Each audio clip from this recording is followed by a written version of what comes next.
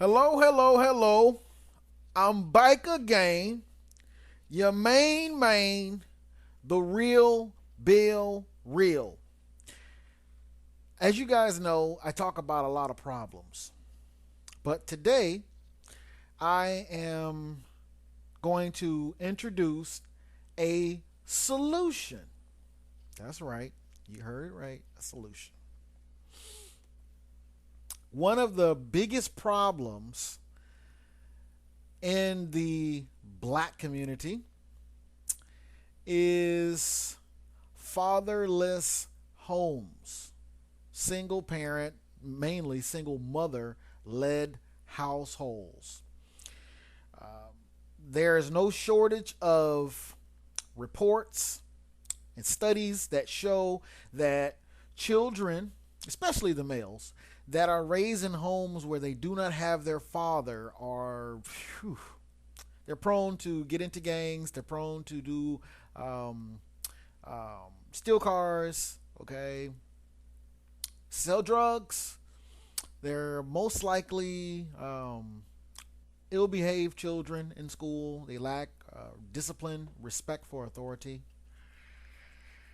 and the list goes on and on and on. Okay, so basically, when you um, have a child coming from this type of environment, the odds are stacked against them that they are going to succeed in this American society. So, as I said before, I have a solution for all of this. Now, this solution that I'm going to speak of is, uh, I'd say it's a bit drastic, but I think it is necessary. There are two types of people, two categories or two groups of people that are in really the same boat in American society. And these two people are the single black mother, especially if she has more than one child. Um, her her value as a wife tends to go down with each additional child that she has past the first one. And the incarcerated black male or the newly released black male. Okay? These two groups of people in American culture are kind of low on the totem pole. And these two people, at least one of them for sure, okay, is leaning on the government. Well, actually, both of them. Let me backtrack. If you have a gentleman who was incarcerated, okay, he was getting three hots and a cot from the state, basically the federal government. He was being taken care of, sucking on government's tit. Even if the woman is working, she is most likely sucking on that same tit. And she is living in Section 8 housing, okay? Or she is receiving some type of um, assistance in the form of EBT, okay, food benefits.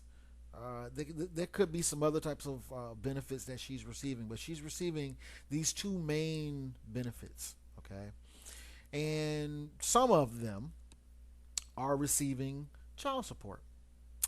Now, I told you that what I am proposing is drastic. But I say if you would experiment for, I would say, 4 years, give it a run. Do a test pilot for 6 months and do it for 4 years. And then after 4 years, you'll be able to see if it's successful or not. I propose that what should be done is legislate relationships. And I know you are wondering what I mean by legislate relationships. See, the the rule that started in like the 60s, which said, hey, you know what, we'll let you stay in the projects, or we'll let you stay in Section 8 housing, and we'll give you welfare, we'll give you food stamps, just as long as there is no man in the house. What I'm proposing is that we reverse that. Yeah. Meaning that a woman cannot get Section 8 unless she has a man in the home. A woman cannot get food stamps unless she has a man in the home. A woman cannot go to school unless she has a man in the home. And we could even go a little bit further where we give some more incentives for them to stay together, where they will actually receive money at the end of the year. We're not talking about a tax return. We're talking about an actual financial incentive where they stay together, where there can be no cause of domestic violence, there can be no cause of abuse to the child. Okay?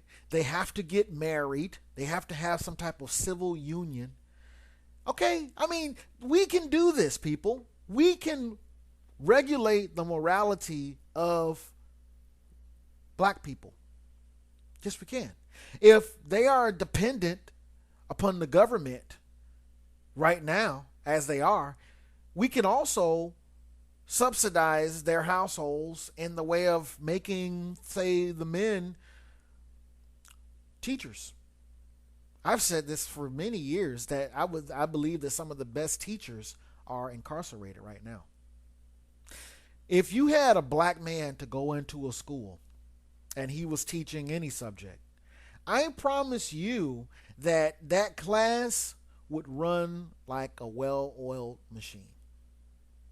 The things that are done or said in the presence of many women, they just wouldn't happen in the presence of a man. Okay. Now, obviously, I do believe that we should crack down on these children who have been allowed to act a fool for much too long. I believe that there should be more of a police presence in the schools, and I believe that there should be a low tolerance policy for disrespect or dishonor to the teacher. Okay, because that breeds into other things also, and I think they should quickly snap them out of school. We should get the bad children out and put them into a military school. Okay, there's no other way around it, and they have to earn their way into that. 3 suspensions get you into military school until you graduate. Period. No ifs, ands, or buts. No preacher can write a letter getting you out of it. Okay, that's one thing. Introduce corporal punishment back into the schools. Okay, allow them to be punished up until the 9th grade with a paddling. 3 slaps on the butt with a nice paddle.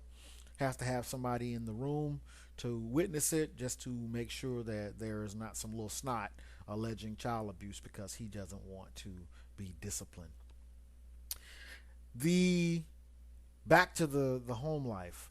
I believe that if you made these non-violent drug offenders, because there's many men that are non-violent drug offenders that are incarcerated. Okay, if you make them the PE coaches, if you make them the history teachers, if you make them the mathematics teachers, if you make them the English teachers, we're talking about the ones who have the wherewithal to do it. Okay, if you have a feeder system where basically you're going to have a group of the men that we see who have the potential, and we start educating them, we start telling them, look, we're going to integrate you back into society.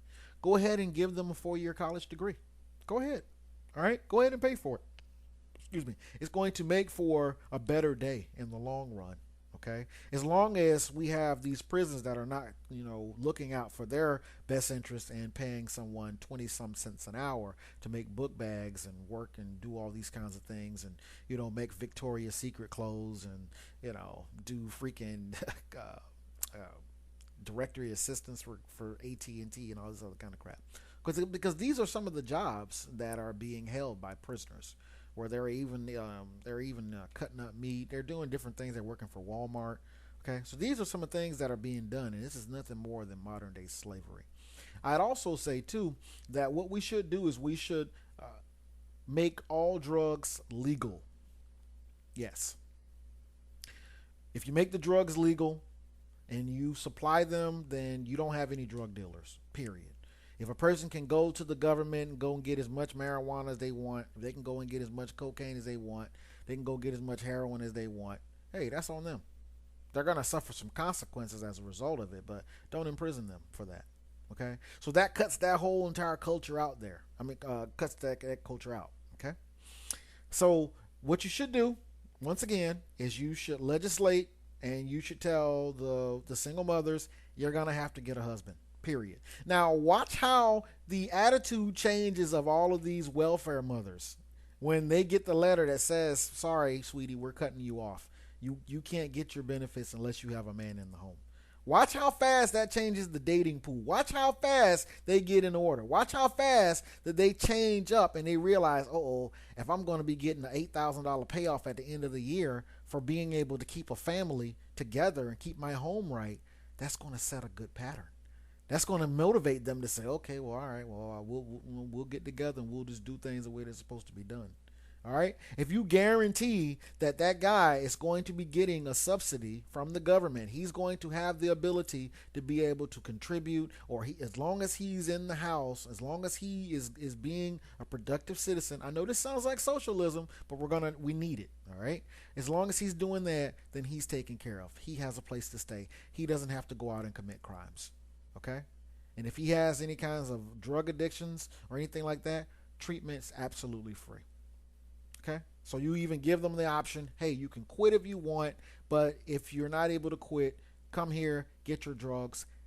Crime goes down drastically.